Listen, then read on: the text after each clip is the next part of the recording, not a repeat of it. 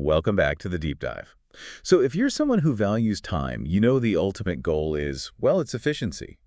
Always, whether you're learning a skill or structuring a workflow.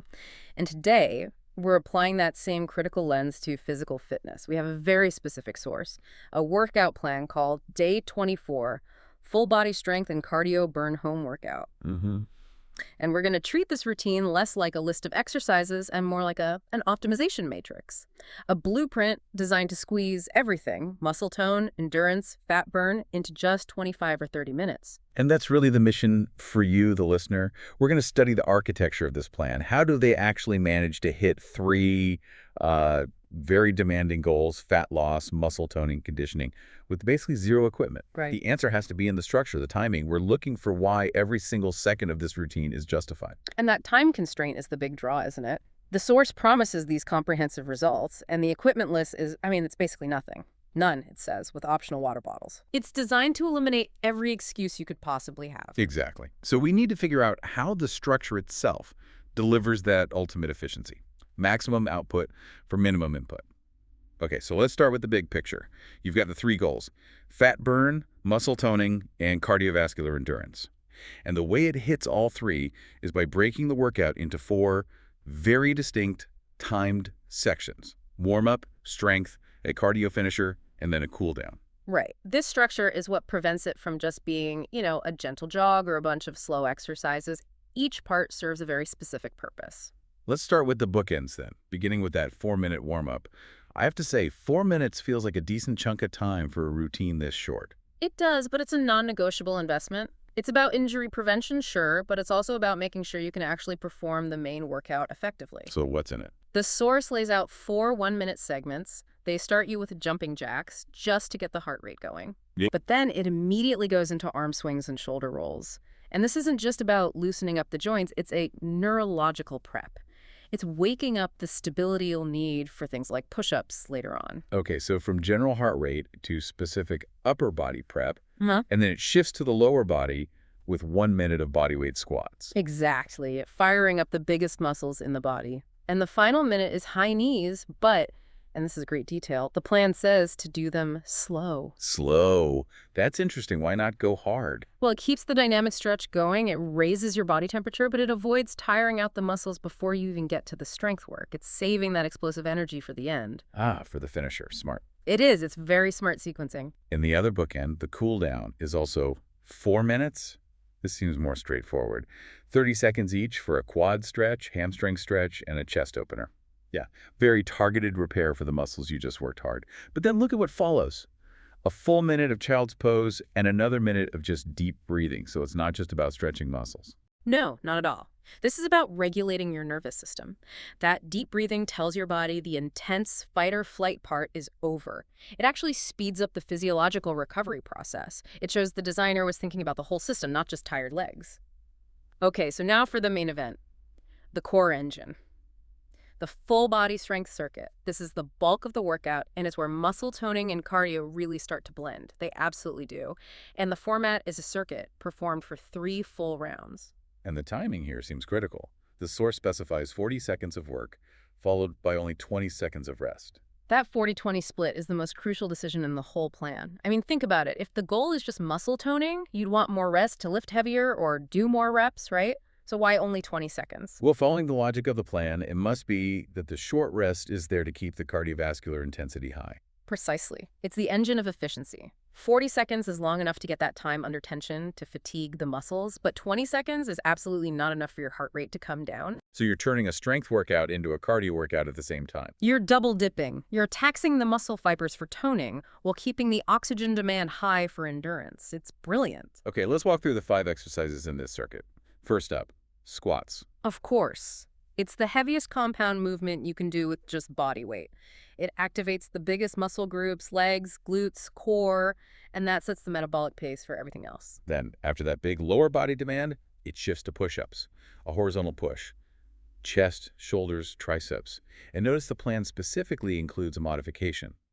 Knee push-ups. Right. For beginners. Not just for beginners, it's for fatigue management. By the time you get to round 3 with that short rest, you might fail before 40 seconds is up. The modification lets you keep working for the full 40 seconds so you don't lose the time under tension or the cardio benefit. That makes sense. Failure would break the efficiency model. Okay, next up is reverse lunges. Back to the lower body. Yep. Glutes, hamstrings, and it adds a balance component. It's a unilateral move, so it hits stabilizing muscles the squat might not. And from there, we move to plank shoulder taps. And the sequencing here is so deliberate. You've hit lower body, then upper body, and now you go into a core stability move that lets your bigger muscles have a bit of an active recovery while still keeping the intensity very high on your core. And the last one in the circuit is the Superman hold. This hits the posterior chain, lower back, posture. It's something that is so often neglected in bodyweight routines, but it's critical for balance. So by cycling through those 5, lower body, upper push, lower unilateral, core, and posterior chain, you've hit every major muscle group. In a highly efficient loop, yes. And by the end of 3 rounds, every group has been taxed, all while that 40-20 timing keeps your heart rate soaring. All right, this brings us to what might be the most intense part of the routine. Section 3, the cardio burn finisher. This is where they really crank it up. If the strength circuit was about sustained stress, this is pure explosive power. It's designed to maximize that fat burn goal. It is. This is the HIAT segment high-intensity interval training. And the timing changes completely. We drop from 40 seconds of work down to 30. Why shorter?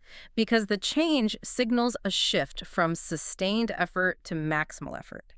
The goal here is to push you past your anaerobic threshold, to create something called oxygen debt. And that oxygen debt is what leads to the afterburn effect, right? Yeah. EPC, where your body keeps burning calories at a higher rate even after you're done working out. Exactly. That's how you maximize fat burn in a short amount of time. And look at the structure. You do the 4 moves, then you get a full 1-minute rest before you do the second round. That's a much longer rest than in the strength circuit. It's vital here. It gives you just enough recovery so that your second round can be just as explosive as the first. You're trying to maximize that oxygen debt, and you can't do that if you're completely gassed. So what are the 4 moves? They sound intense. They are. First, high knees. Pure vertical power. Then mountain climbers. Right. Which immediately shifts the demand to your core and horizontal power, but keeps the heart rate just as high. Then it's back to the legs with jump squats. Huge explosive move. Great for just torching calories in a short burst. And the grand finale, the burpee. Of course it's the burpee. It's the ultimate finisher. It takes you from a plank to a jump, uses pretty much every muscle in your body, and completely maxes out your oxygen demand right before you head into that cool down. So this finisher really earns its name. It's a 6-minute window designed to create a metabolic debt that can last for hours. You push right to the limit, then immediately start the recovery process. So when you put it all together, what do we got? The source material is really a masterclass in time management. It's a blueprint for hitting 3 major fitness goals with no equipment, and it does it all through strategic timing. The success isn't really about the individual exercises. We all know what a squat is. It's about the allocation of every single second. It is. The 1-minute warm-up segments for prep, that 40-20 split in the strength circuit for that metabolic stress, and then the 30-second bursts in the finisher to maximize the afterburn. The key takeaway for you, the learner, is that efficiency in fitness is really an engineering problem. Every minute has to serve multiple purposes. This blueprint's genius is in balancing the need for sustained muscle work with the explosive bursts you need for fat burn. It's a whole integrated system. And that brings up a final thought for you to consider. We analyzed how the plan sequences moves to manage muscle fatigue.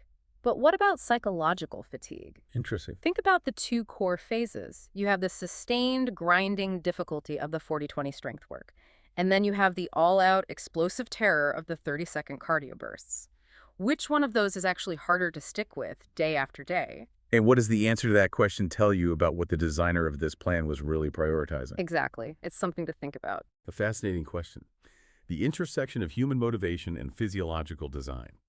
Thanks for diving deep into the ultimate blueprint for workout efficiency with us.